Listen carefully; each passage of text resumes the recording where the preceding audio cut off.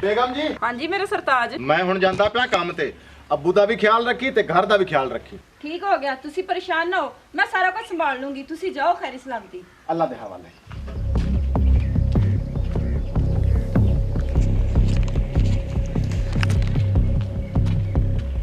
ओ बाबा उठ के कोई काम कर लिया कर। सवेर दा इत्थे बैठा है हड हरामा तरह। उठ के सारा झाड़ू ला ते हट के सारे कपड़े इकट्ठे करके ना ओ तो इत्थे मैनूं हुण बैठा ना नजर आए। उठ जा पुत्तर, मैं तैनूं पता है जोड़ां दा मरीज हाँ ते शुगर दा मरीज आ गया ते तैनूं पता है मेरे को काम तो हुंदे नहीं होना। मैनूं कहानियां ना सुना। जे तू इस घर सुकून नाल रहना चाहना है ना ते 2 टाइम दी रोटी खाना चाहना है ते तेनूं मेरे इशारे ते चलना पऊगा ते सारे काम करने पौणगे।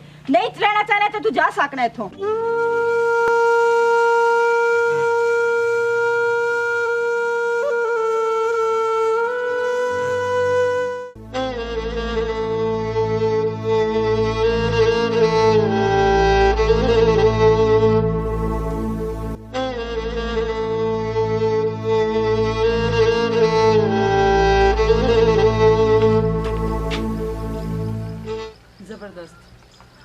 ਕੰਮ ਕਰਦਾ ਰਹੂਗਾ ਤੇ ਇਸ ਘਰ ਸਕੂਨ ਨਾ ਰਹੂਗਾ, ਨਹੀਂ ਤੇ ਮੈਂ ਇਹਦਾ ਜੀਣਾ ਹਰਾਮ ਕਰਕੇ ਰੱਖ ਦਾਂਗੀ।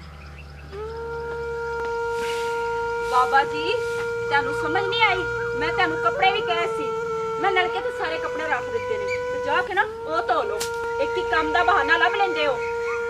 अच्छा पुत्तर धोना जाके ਲੱਗ ਅੱਗੇ।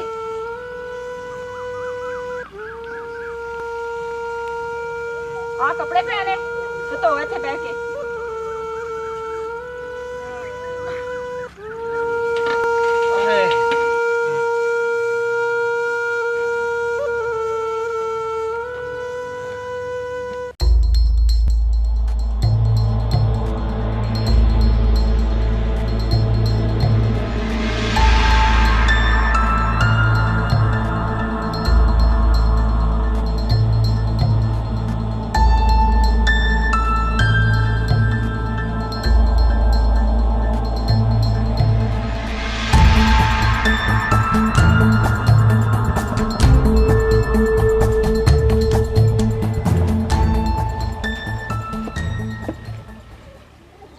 बेगम मुस्कान,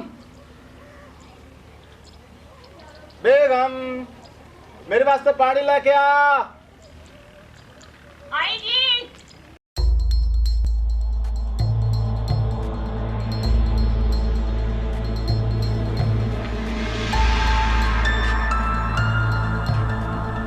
ਕੀ ਹਾਲ ਚਾਲ ਹੈ ਤੁਹਾਡਾ? ਤੇ ਸੁਣਾਓ ਕੰਮ ਦੀ ਕੀ ਸੂਰਤ ਹਾਲ ਹੈ? ਕੰਮ ਦਾ ਹਿਸਾਬ ਬਣਿਆ ਕਿ ਨਹੀਂ? काम दा हिसाब बन जासी।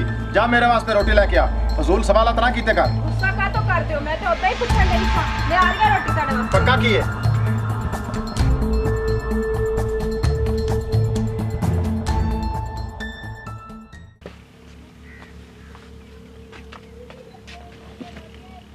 ਰੋਟੀ ਤੁਹਾਡੇ ਵਾਸਤੇ। रोटी ਤੁਹਾਡੇ ਵਾਸਤੇ ਪੱਕਾ ਕੀ? ਮੈਂ ਤੈਨੂੰ ਕਿ ਪੁੱਛਿਆ? ਅਚਾਰ ਹੈਗਾ। ਪੱਕਾ ਕੀ ਘਰ ਕੁਛ ਲਿਆ ਕੇ ਦੋਗੇ ਤਾਂ ਪਕਾਉਂਗੀ ਨਾ। ਤੇ ਅਚਾਰ ਨਾਲ ਰੋਟੀ ਬੜਾ ਖਾਈਦੀ ਏ। ਜਦ ਕੁਝ ਲਿਆ ਕੇ ਨਹੀਂ ਦੇਣਾ ਤੇ ਮੈਂ ਕੀ ਪਕਾਉਂਗੀ? ਘਰ ਕੁਛ ਵੀ ਨਹੀਂ ਹੈਗਾ ਸੀ ਜਿਹੜਾ ਕੁਛ ਪਕਾਉਂਦੀ। ਆ ਤਾਂ ਭਾਈ ਵੀ ਮੁੱਕ ਗਈ। ਉਹ ਮੈਂ ਕਮਾ ਕਮਾ ਕੇ ਥੱਕ ਗਿਆ। ਤੂੰ ਪਿਆ ਨਹੀਂ ਘਰ ਵਿੱਚ ਸ਼ਾਇ ਕੋ ਨਹੀਂ। ਓਏ ਅਚਾਰ ਤੇ ਸਵਾ ਤੈਨੂੰ ਹੋਰ ਸ਼ਾ ਨਜ਼ਰ ਕੋ ਨਹੀਂ ਆਉਂਦੀ। ਮੇਰੀ ਜਾਨ ਦਾ ਸਿਆਪਾ ਕਿਉਂ ਬਣਾਇਆ ਜੇ? ਜਿਹੜਾ ਕੁਝ ਹੈਗਾ ਚੁੱਪ ਕਰਕੇ ਖਾ ਲਓ। ਮੈਨੂੰ ਮਜ਼ੀਦ ਟੈਨਸ਼ਨ ਨਾ ਦਵੋ। ਮੈਂ ਪਹਿਲੇ ਬੜੇ ਸਿਆਪਿਆਂ 'ਚ ਹੈਗੀ ਆ।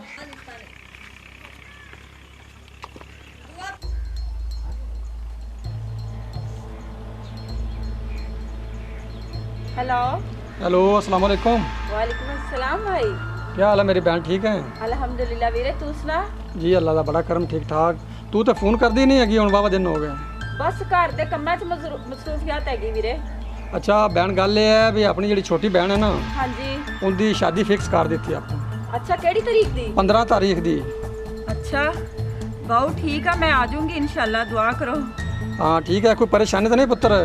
नहीं नहीं वीरे, कादी परेशानी? कोई परेशानी नहीं। चलो कोई मसला हो तो मैंने फोन ते तू दस देवी। ठीक हो गया वीरे। हाँ कोई पैसे का मसला तो मैं गलवा देना तेरे अकाउंट से। नहीं नहीं कोई मसला नहीं हैगा, मैं कर लूंगी मैनेज। और अम्मा अब्बा ठीक ने? हाँ अम्मी अब्बू बिल्कुल ठीक ने, तो तू बस तैयारी करके ना तो जल्दी पहुँच जाओ। चलो ठीक हो गया वीरे, अल्लाह हाफिज। ओके अल्लाह हाफिज। के स्यापे थोड़े सी, एक और स्यापा आ गया। मैं कितना मैनेज करूंगी? कितों लूंगी इन्ने पैसे? मैं तो पुराने कपड़े पा के कोई नहीं जाना। तो मेरा सारा शरीर देखनी आज ने आपे काम किया कि नहीं किया। ये भी मेरे गल इल्जाम ही है।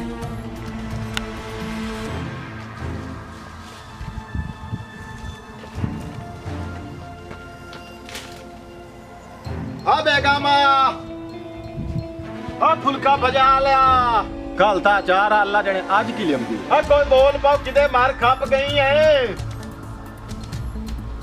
हाँ जी फुलका तेनू आख्या जी फुलका आज कोई नहीं पकाया अचार हैगा सी माशाल्लाह नाल वो भी खत्म हो गया ते लिया के तुसी मेरी कोई चीज ਦਿੱਤੀ नहीं ਜਿਹੜੀ मैं पका लेंदी। ਉਹ ਪੱਕ ਨਾਲ ਤੋਂ ਅਚਾਰ ਆੜੀਆਂ ਕਵਾਟਿਆਂ ਦੇ ਛੱਡਿਆ ਨਾ ਓਏ ਬਾਲਟੀ ਤਾਂ ਭਰੀ ਹੋਈ ਆ ਅਚਾਰ ਦੀ। ਕੋਈ ਇੱਕ ਦਿਨ ਮੈਨੂੰ ਦੱਸ ਦੇ ਕਿ ਤੂੰ ਮੈਨੂੰ ਸਬਜ਼ੀ ਲਿਆ ਕੇ ਦਿੱਤੀ ਹੋਏ ਤੇ ਮੈਂ ਸੁੱਖ ਨਾਲ ਪਕਾਈ ਹੋਏ ਅਚਾਰ ਲੋਕਾਂ ਨੂੰ ਦੇਣੀ ਹੈ ਤੇ ਅੱਗੋਂ ਮੈਨੂੰ ਸਾਲਣ ਲੱਭ ਜਾਂਦਾ ਹੈ ਜਿੰਨਾਂ ਨਾਲ ਮੈਂ ਰੋਟੀ ਖਾ ਲੈਣੀ ਹੈ। ਤੁਸੀਂ ਤਾਂ ਕਹਿੰਦੇ ਮੈਂ ਗਵਾਂਢੀਆਂ ਨਾਲ ਵੀ ਬਣਾ ਕੇ ਨਾ ਰੱਖਾਂ।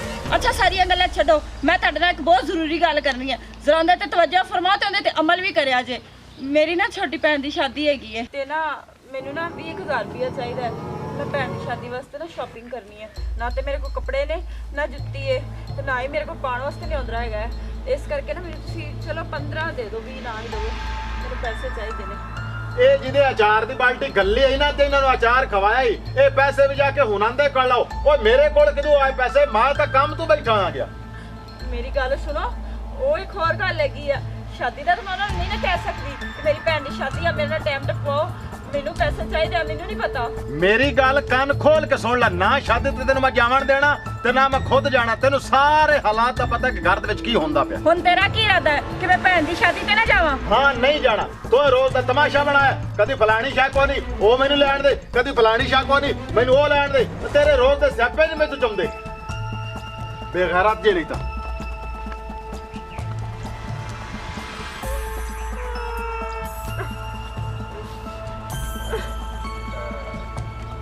ਆ ਪੁੱਤਰ ਕਿਉਂ ਰੋਂਦਾ ਪਿਆ ਹੈ? ਕੀ ਹੋਣਾ ਮੇਰੀ ਜਾਨ ਤੇ ਸਿਆਪਾ ਪਿਆ ਤੁਹਾਡਾ ਵੀ ਤੇ ਤੁਹਾਡੇ ਮੁੰਡੇ ਦਾ ਵੀ। ਮੇਰੀ ਛੋਟੀ ਭੈਣ ਦੀ ਸ਼ਾਦੀ ਤੇ ਮੈਂ ਕਿਹਾ ਮੈਨੂੰ ਕੁਝ ਪੈਸੇ ਦੇ ਦੇ ਮੈਂ ਸ਼ਾਪਿੰਗ ਕਰਨੀ ਹੈ ਤੇ ਗੁਲਾਬ ਆ ਕੇ ਮੇਰੀ ਬਿਜ਼ਤੀ ਕਰਕੇ ਚਲਾ ਗਿਆ ਹੈ। ਤੂੰ ਮੇਰਾ ਪੁੱਤਰ ਚੁੱਪ ਕਰ ਤੇ ਤੂੰ ਟੈਨਸ਼ਨ ਵੀ ਨਾ ਲੈ ਤੇ ਤੂੰ ਸ਼ਾਦੀ ਤੇ ਜਾਣਾ ਹੈ ਨਾ ਤੇ ਮੈਂ ਤੈਨੂੰ ਕਲਾ ਦੇਣਾ ਤੇ ਤੈਨੂੰ ਪਤਾ ਜੇ ਮੇਰਾ ਪੁੱਤਰ ਰਹਿ ਗਿਆ ਤੇ ਮੈਂ ਉਹਦੇ ਪੁੱਤਰ ਨੂੰ ਵੀ ਸਮਝਾ ਲੈਸਾਂ ਤੇ ਤੂੰ ਮੇਰੇ ਨਾਲ ਕਿਤਨੀ ਨਫ਼ਰਤ ਕਰਨੀ ਹੈ ਤੇ ਮੈਂ ਤੇਰੇ ਨਾਲ ਪਿਆਰ ਮੁਹੱਬਤ ਨਾਲ ਤੈਨੂੰ ਜਿੰਨਾ ਪੈਸੇ ਚਾਹੀਦਾ ਮੈਂ ਤੈਨੂੰ ਦੇਣਾ ਜੇ ਪੈਸੇ ਚਾਹੀਦੇ ਨਹੀਂ ਤੇ ਆਹ ਲੈ 20000 ਰੁਪਇਆ ਹੀ ਆ 20000 ਰੁਪਇਆ ਹੀ ਤਾਂ ਤੂੰ ਸ਼ਾਦੀ ਤੇ ਜਾ ਚਲੀ ਜਾ ਕੋਈ ਡਰ ਨਹੀਂ। ਅੱਬੂ ਜੀ ਮੈਂ ਤੇ ਤੁਹਾਡੇ ਨਾਲ ਹਮੇਸ਼ਾ ਇੰਨਾ ਬੁਰਾ ਸਲੂਕ ਕੀਤਾ ਤੁਹਾਡੇ ਨਾਲ ਹਮੇਸ਼ਾ ਜ਼ਿਆਦਤੀ ਕੀਤੀ ਤੁਸੀਂ ਫਿਰ ਵੀ ਮੇਰਾ ਇੰਨਾ ਅਹਿਸਾਸ ਕਰ ਰਹੇ ਹੋ। ਤੁਹਾਨੂੰ ਮੇਰੀ ਖੁਸ਼ੀ ਗਮ ਦੀ ਤਕਲੀਫ ਹੈਗੀ ਹੈ ਕਿ ਮੇਰੀ ਨੌਂ ਰਾਣੀ ਜਾਵੇ ਮੈਨੂੰ ਮਾਫ ਕਰ ਦਿਓ ਅੱਬੂ ਜੀ ਮੈਂ ਹਮੇਸ਼ਾ ਤੁਹਾਡੇ ਨਾਲ ਨਫ਼ਰਤ ਹੀ ਕੀਤੀ ਹੈ। ਨਾ ਪੁੱਤਰ ਤੂੰ ਖੁਸ਼ ਰਹਿ ਮੈਂ ਤੈਨੂੰ ਖੁਸ਼ ਰੱਖਣਾ ਚਾਹੁੰਦਾ ਤੂੰ ਪਰੇਸ਼ਾਨ ਨਾ ਹੋ ਤੇਰੇ ਸਿਰ ਤੇ ਮੈਂ ਹਾਂ ਜੀ ਕੋਈ ਪਰੇਸ਼ਾਨ ਨਾ ਹੋ ਤੂੰ मैं आधे पुत्र ने भी समझा ले सब तू परेशान ना हो मेरा पुत्र तू खुश हो के जाए शादी से। अस्सलाम वालेकुम नाज़रीन, जैसा कि आप जानते हैं मैं आपकी अपनी मुस्कान मलिक और हमारे साथ बड़े ही प्यारे फनकार मुमताज़ अहमद हैं और उसके साथ जो खड़े हुए हैं फनकार उनको तो आप जानते ही हैं हेलीकॉप्टर जो हर वक्त उड़ता रहता है ऐसा ही ना हेलीकॉप्टर। हाँ हाँ बिल्कुल एवं जी। हाँ जी तो हमने ये स्टोरी बनाई है आप सबके लिए। इसमें एक लेसन है एक सबक है कि लाजमी नहीं है जो हम अपनी नफरत अपनी भड़ास बड़ों पे निकालते हैं वो ठीक होती है, ये गलत है। ठीक है बड़े जो हैं वो एहतराम और इज्जत के लिए होते हैं ना कि बेअदबी के लिए होते हैं। हम पता नहीं आजकल किस मखलूक में जी रहे हैं किस दुनिया में जी रहे हैं या तो हम बच्चों से नफरत कर रहे हैं या बड़ों से कर रहे हैं पता नहीं ये हवानगी हमें कहाँ से आ गई है। अल्लाह पाक हम सबको माफ़ करे हम सबको हदायत दे और इनका जो हमने आपको दिखाया है वो महज एक सबक था कि देखिए मैंने इनके साथ कितना बुरा किया लेकिन उन्होंने अपना बड़ापन दिखाया और उन्होंने बदले में मुझे मोहब्बत दिखाई उन्होंने मुझे बेटी समझा वरना जैसे मैं उनके साथ कर रही थी वो भी तो कह सकते थे ना अच्छा इसके साथ तो होना भी ऐसा चाहिए और वो अपने बेटे को भी बता सकते थे कि देखो तुम्हारी बीवी मेरे साथ क्या करी लेकिन उन्होंने ऐसा कुछ नहीं किया मेरा घर बसाने की कोशिश की है और मज़ीद मेरे दिल में अपने लिए मोहब्बत पैदा की है। तो आप सबने इससे सबक सीखना है कि बड़ों की इज्जत एहतराम करना है उनका अदब करना है वो मोहब्बत के काबिल होते हैं और इज़्ज़त के काबिल होते हैं ना कि बेकदरी के और हमारी जो जाहिलाना हरकत होती है उनके काबिल होते हैं। ठीक है थैंक यू सो मच दुआ में याद रखिएगा अल्लाह के बाद अल्लाह हाफिज़।